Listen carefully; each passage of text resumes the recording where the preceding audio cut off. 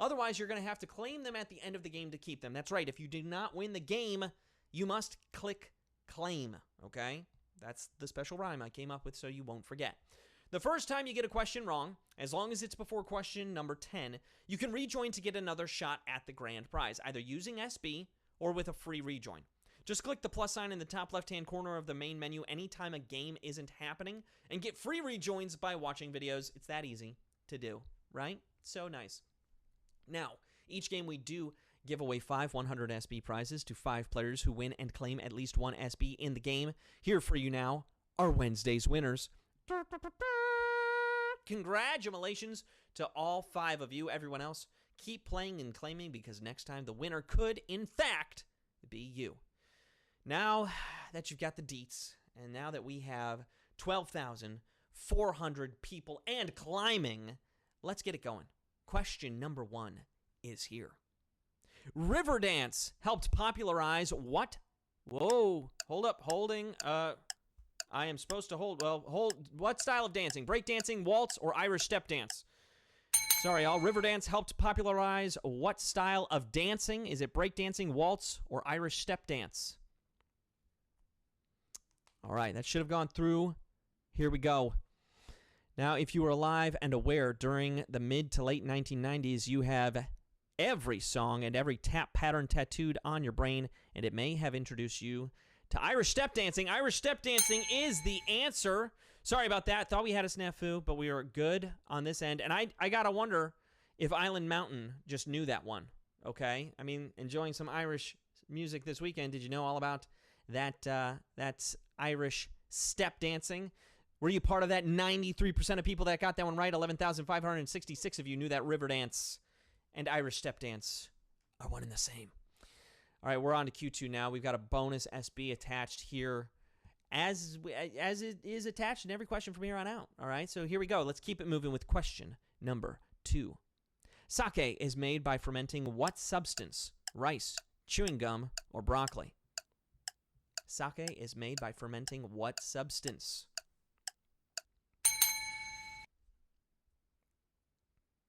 If you're getting sushi and you want something a bit stronger than Sapporo, then you're going to order a sake, which is made by fermenting water, yeast, and rice. Rice is the answer. 99% of you getting that one right. Well done. 12,643 of you moving on after that one. I've only had sake once, but I find it interesting. They serve it warm, all right? Served warm, which I think is very interesting. Also very smooth, I must say. Question 3 is now here. It's worth a bonus SB. Here we go, Q3. According to the saying, too many cooks do what? Add a lot of sugar, spoil the broth, or make a quick dinner. While it's true that Whoa. Wait, what was that? What was that? That was just me. Sorry. While it's true that teamwork makes the dream work, sometimes you have too many hands on deck. And as we all know, too many cooks spoil the broth. They spoil the broth is what they do. 96% of you getting that one right. 12,160 of you are moving on. Well done. And I got to say, in my kitchen, 2 cooks is too many cooks. Okay, it's not because I'm bad at what I do or my wife is not good at cooking it. We just have really too small of a kitchen. And once 2 people are there, it's not good. It's not good. I am awake, Patty T64. I am awake and present and all of those things, so don't worry. I know, in fact, right now that it's Q4. It's worth a bonus SB if you get it right, and it's my time to ask it. So here we go, Q4.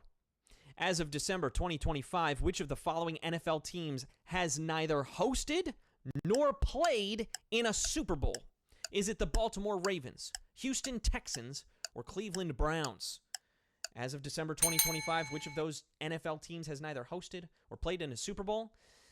The Baltimore Ravens winning multiple Super Bowls makes this one sadder because they became the Ravens after ceasing to be the Cleveland Browns, who have continued their big game dry streak. That's right, Cleveland Browns is the answer. I'm sorry, Cleveland, but whoa!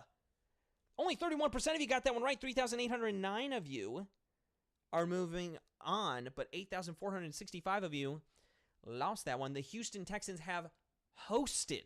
There has been a Super Bowl hosted by the Houston Texans, as in it was played in Houston, and the Baltimore Ravens have won multiple Super Bowls as well. My brother is very happy about that, as is all my family from Baltimore, because they're all Ravens fans. We had 7,390 plus people rejoin. Well done. Most of you using a free rejoin. That's what I love to see. I'm glad you have them. All right. Right. Wow. And in fact, for those that didn't know, Mr. Lublin Sr. actually went to the Super Bowl when the Houston hosted it. So it's history and it's a fact. We're almost halfway done with the quiz, but before we can be halfway done, Q5 is here and it's worth a bonus SB, so let's get to it. Question number 5. Which of the following vertebrates has the longest lifespan? Is it the Greenland shark, tuatara, or tortoise? Which of the following vertebrates has the longest lifespan? This was one of our hints. These guys live to be at least 400 years old, which can jump up to 500 years when you account for the margin of error, which means you shouldn't get a Greenland shark for a pet because that's just going to be your great-great-great-great-great-grandkid's problem. Greenland shark is the answer. 47% of you getting that one right. Better than our last question. Well done, but that's only 5,214 of you moving on, and that was one of our hints. A lot of you went with tortoise. Tortoises can live to be a long time, but look at this shark. This shark right here, I'm pretty sure, with that also, look, that wonderful background. This shark right here, though, that is an old shark, isn't it? That shark needs dentures. That shark honestly looks a lot like my grandfather with his teeth out. And I love you, Poppy. You know I do. But you've both got some miles on you, don't you? Yes, you do. All right, we're halfway through the quiz. Question 6 is here with a bonus SB. So here we go, Q6. In which Disney animated movie would you find the Kingdom of Arendelle? Is it Robin Hood, Frozen, or Moana? In which Disney animated movie would you find the Kingdom of Arendelle?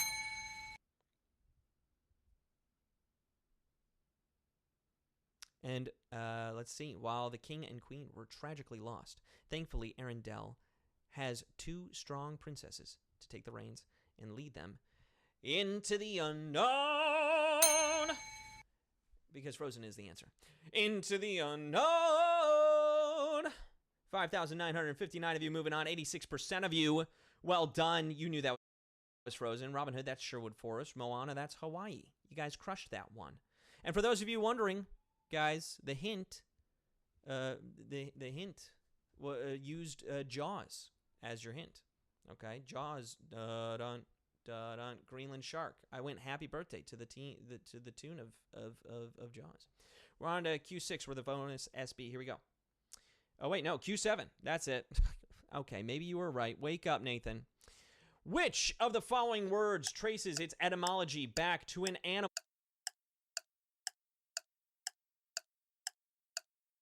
Etymology back to an animal. While the name may have originally come from a gymnasium near Athens, in time, the term cynic came to mean dog-like. And admit it, sometimes dogs do give you that side eye. Cynic is the answer. 28% of you getting that one right. 1,704 of you. Wow. This is a tough one. All right. A lot of you went with churlish. I don't know what animal that would have been. I don't think there's a wild churl out there. But I don't have every animal memorized personally. We're on to Q8 now, after all of you have rejoined. 3 questions left. Another bonus SB that you can get. Here we go. Q8. Gainesville, Florida was the inspiration behind which movie? Waterworld, Scream, or Raiders of the Lost Ark? Gainesville, Florida was the inspiration behind which movie? In 1990, a serial killer known as the Gainesville Ripper took the lives of 5 students at the University of Florida. That news story became the basis of Kevin Williamson's Scream. Scream is the answer. This had been another one of our hints. 82% of you getting that one right. Well done. 2,131 of you moving on. I mean, like, I guess Florida is kind of like Waterworld in that people have jet skis there. But Scream was actually what we were referencing in our hint video that we put out. Q9 is here. 2 questions left. We got a bonus SB in this one, so here we go. Q9. What is the name of Alanis Morissette's hit 1995 album? Is it Under Rug Swept, Flavors of Entanglement, or Jagged Little Pill? What is the name of Alanis Morissette's hit 1995 album? Almost every track on that album is a hit. It was Morissette's third album, but the first to be released worldwide, which was a smart business decision. Jagged Little Pill sold 33 million copies. Jagged Little Pill is the answer. 2,111 of you got that one right.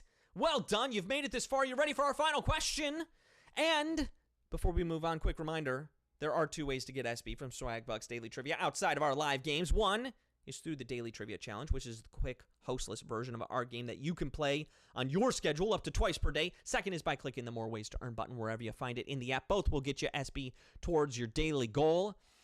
And I also want to clue you in because the Deck Duel Team Challenge is entering the home stretch, but there's still time for you to get in on the action. Earn points for your team as you earn SB for yourself in a variety of ways, including all of the ways you can earn SB in this app. Different ways to earn are worth different amounts of points to your team. If you contribute at least 500 points to your team before the challenge ends at 11:59 p.m. Pacific time on Sunday, April 12th, you will receive a gift card discount that gets bigger based on how well your team finishes. Now, if your team wins, you'll get a 300 SB discount on your next gift card. I mean, what? That means you can get a $5 gift card for just 200 SB. And here for you now is where the scores currently stand. I mean, wow. This is close, okay? The Jacks are in first place, 5,985,000 plus points. Right behind them are the Killer Queens. All right, Jack Attack doing great. Killer Queens, 5,964,000, just 21,000 points off. So definitely possible. The Stinging Kings, they're falling behind about like 300,000 points. But you could do it. Who knows? This goes until Sunday, all right? And Joker Craze,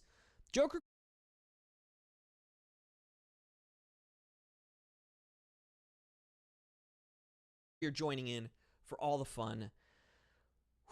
But we got to, look, before you can finish that challenge, you got to finish this one, right?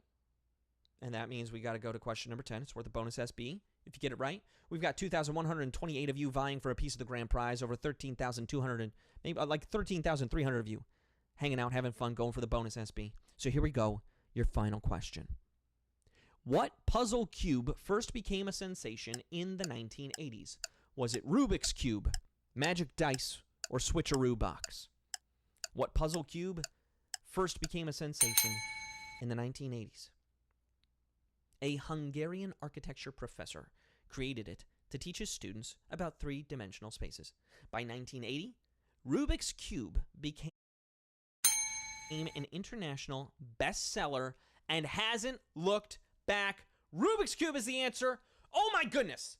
Literally, we only had one person get that one wrong. That was basically 100% of you. 2,122 of you knew that answer. You're splitting our grand prize. That's amazing. That's probably the closest to 100% I've ever seen it. That is so cool. I'm calling it 100. 100% of you got that one right. Okay? One of you sneezed at the wrong moment. Look at them. There they are. Talks in the